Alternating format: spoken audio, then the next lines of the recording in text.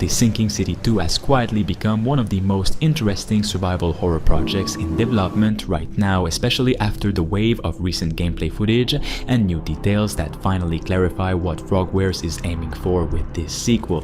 The most important thing to understand right away is that this is not a continuation in the traditional sense. It's a reinvention, not just of the series but of the studio itself. It's a much bigger game than the first and also a survival horror action experience like Resident Evil, and once again this is not a big studio making this project but a small one, and it needs everyone's attention if it wants to succeed. So drop a like on the video right now so that more people know about this project, and let's start. Yes, The Sinking City 2 takes place in the same universe and time period as the original, 1920s America, steeped in Lovecraftian dread with a supernatural flood slowly consuming a city. But almost everything else has changed. The story is entirely standalone, the protagonist is new, and the setting has shifted from Oakmont to Arkham, a name that immediately carries weight for anyone familiar with Lovecraft's mythos. This choice is deliberate. Frogwares wanted complete narrative freedom without being boxed in by the multiple endings or character arcs of the first game. It also makes this sequel far more accessible to newcomers, while still rewarding longtime fans with familiar themes and cosmic horror foundations. What really defines The Sinking City 2 though is the shift in genre focus. Where the first game leaned heavily into detective work, slow exploration, and implied horror, the sequel is built from the ground up as a horror-first survival action game. The city of Arkham is no longer a place that's struggling to function, it's already collapsed. It's abandoned, rotting, and hostile. The few survivors you encounter aren't just eccentric, they're broken, unstable, and dangerous in their own ways. This creates a much stronger sense of isolation and vulnerability, which comes through clearly in the new gameplay. Combat is now central to the experience. You're no longer lightly defending yourself between investigations. You're fighting to survive against grotesque, in-your-face abominations. Resources are scarce. Ammunition, healing items, and tools must be scavenged carefully. The world itself is a constant threat, not just an eerie backdrop. This brings the game much closer to classic survival horror design, with clear inspiration from titles like Resident Evil 2, The Evil Within, and Alone in the Dark, while still maintaining its Lovecraftian identity. That said, Frogwares hasn't abandoned its roots. Investigation and puzzle solving are still present, but they're now optional systems layered on top of the core survival gameplay.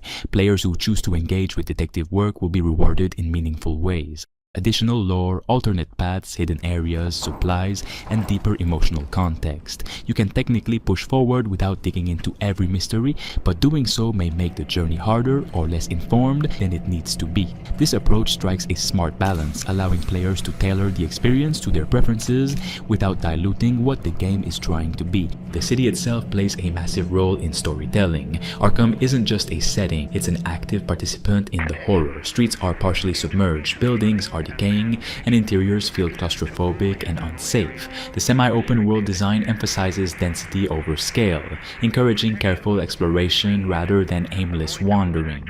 Environmental storytelling does much of the heavy lifting, with ruined spaces, strange architecture, and unsettling details hinting at what happened long before you arrived. Technologically, the move to Unreal Engine 5 has had a huge impact. The use of modern lighting systems dramatically enhances the atmosphere, especially in a world dominated by water, reflections, darkness, and decay. Wet surfaces glisten under flickering light sources, shadows behave dynamically, and interiors feel more oppressive and unpredictable. This isn't just a visual upgrade, it directly feeds into tension and immersion, making exploration feel risky and uncertain. Character presentation has also taken a major step forward. Facial animations, long considered a weak point for the studio in the past, are now far more nuanced and expressive. Conversations feel more grounded, performances carry more emotional weight, and characters avoid the stiff, artificial look that can break immersion in narrative-driven horror games. This is especially important in a game where subtle expressions and delivery can sell paranoia, fear, and instability better than dialogue alone. Enemy design reinforces the shift toward direct horror. The creatures you encounter aren't simply obstacles. They're meant to unsettle you visually and psychologically. Encounters are tense, often forcing you to decide whether to fight, flee, or carefully plan your approach based on available resources. Combat isn't about empowerment, it's about survival and consequence. Thematically, The Sinking City 2 continues to explore classic Lovecraftian ideas: loss of control, forbidden knowledge, human insignificance, and psychological collapse. But instead of keeping those themes mostly in the background, the sequel pushes them into the foreground through gameplay. Isolation is constant, safety is temporary. The city feels indifferent at best, hostile at worst. What makes this project especially exciting is that it represents a turning point for Frogwares. This is the studio deliberately stepping outside the niche it's been known for over decades and proving it can compete in the survival horror space without losing its identity. Rather than chasing trends, The Sinking City 2 feels like a confident evolution, one that takes lessons from genre leaders while applying them to a setting and tone that few games truly explore. As more gameplay surfaces, it's becoming clear that this isn't just a sequel trying to fix the shortcomings of its predecessor. It's a full reimagining of what a Lovecraftian survival horror game can be, and potentially Frogwares' most ambitious and defining project to date. Beyond what we've already seen, one of the most compelling aspects of The Sinking City 2 is how deliberate its scope and structure appear to be. This isn't an attempt to build a massive open-world horror game for the sake of scale. Instead, Frogwares is clearly prioritizing pacing, tension,